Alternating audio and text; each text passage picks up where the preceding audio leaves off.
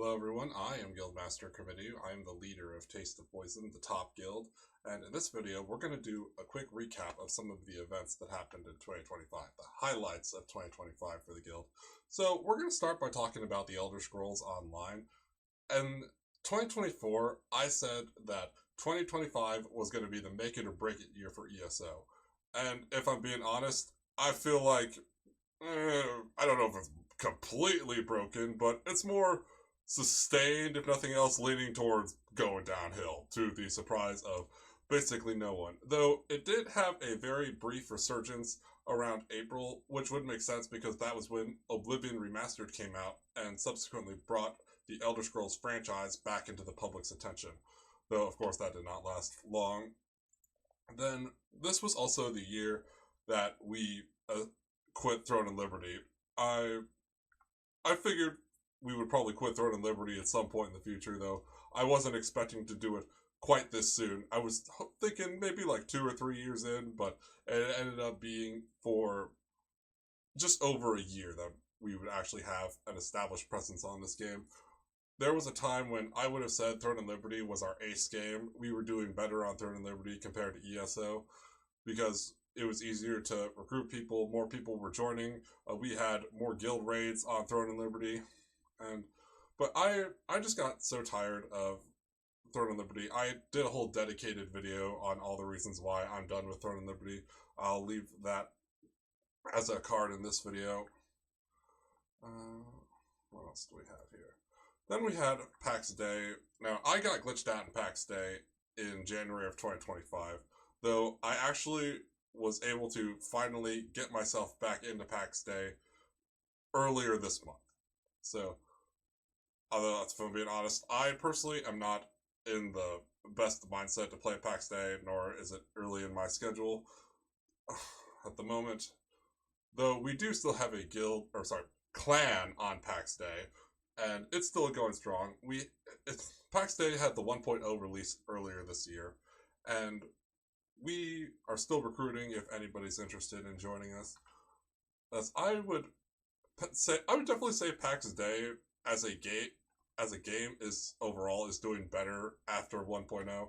Though will Mainframe be able to keep that momentum going?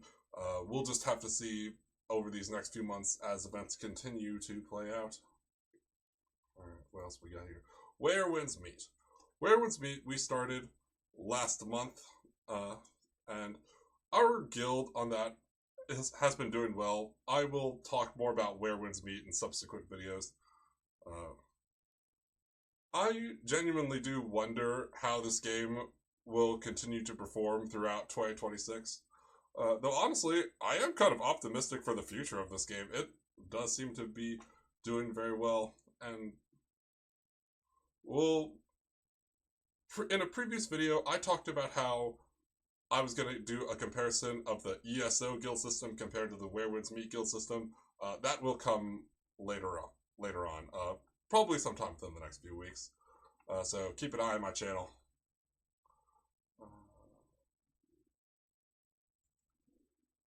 And then we tried Blade and Soul Neo earlier this year, and to the surprise of nobody, it just flopped so hard. Just months after launch. So I've talked about this a bit in my previous videos, but y'all probably remember some of the things I said.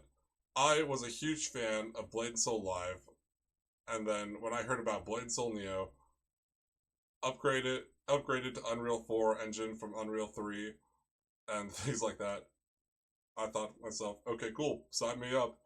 But then, of course, there were plenty of flaws with this game. They weren't completely honest with us about the guild system, the clan system. It starts at 10, and then the max you can go is 30, and then you keep having to pay a high price from donations on anybody who joins. And then they only gave us the Viridian Coast and the Cinderlands to start with. They didn't give us the entire game for Blade and Soul Live, which is, of course, very disappointing.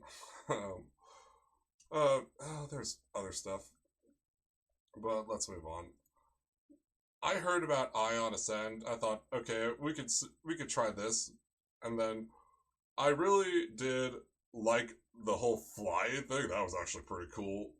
It's my that was my whole favorite part of Ion Ascend. But though it did definitely grasp our attention, Ion Ascend failed to hold our attention. So I I didn't really care to keep playing Ion Ascend after the first basically after the first few weeks. Uh, we did try the Quinfall. I definitely wanted to at least give this game a chance, but it did end up being a disappointment for me. I just got tired of the game, and I think we all know the reasons for it. First of all, you couldn't even get into the game, and then there were all those uh, and it was bugged, and there were so many things wrong with it. Though a positive side for this year is I actually am taking my YouTube channel more seriously with the update videos and stuff. So maybe it'll be easier for us to recruit not only people overall, but maybe some more high quality people to be in our guilds, and we can have successful guilds on games, and we can build a stronger community for Taste of Poison where we promote intellect, diversity, and strength. I made a new floating head series this year. I make a new floating head series roughly every few years. So my previous one was my Red Moon floating head series, and then that was kind of understandable at the time because I was dealing with a lot more trolls and invasions and stuff at those times than I am in modern day. In modern day, I use the Matrix floating head series, which I think is more applicable because it's more it's more technology based. It's not as you know we're working more. I feel like Taste of Poison's focus has shifted more so on working together than cracking down on the invasions. Not that either one was not happening at all at either point in time, but it's a higher like during the time of the Red Moon floating head series, there were definitely lots more invasions than it was about working together. And then, though we still did work together, and then in modern day, yes, we work together, and yes, there are still invasions coming on to Taste the Poison and to me, but nowadays, the focus is more so on working together as a collective. So, I feel like this is definitely an appropriate change. And then we're gonna hear some of the screenshots from this year. I want Q Poison Boss again. I'm right here. Yeah, I'm the boss that tastes the poison. What can I say? Mm-hmm. Random people on various MMOs. Committee of the Floating Head tried to recruit them to the guild because we have cat mobs. The cat mobs that taste the poison. They're cats.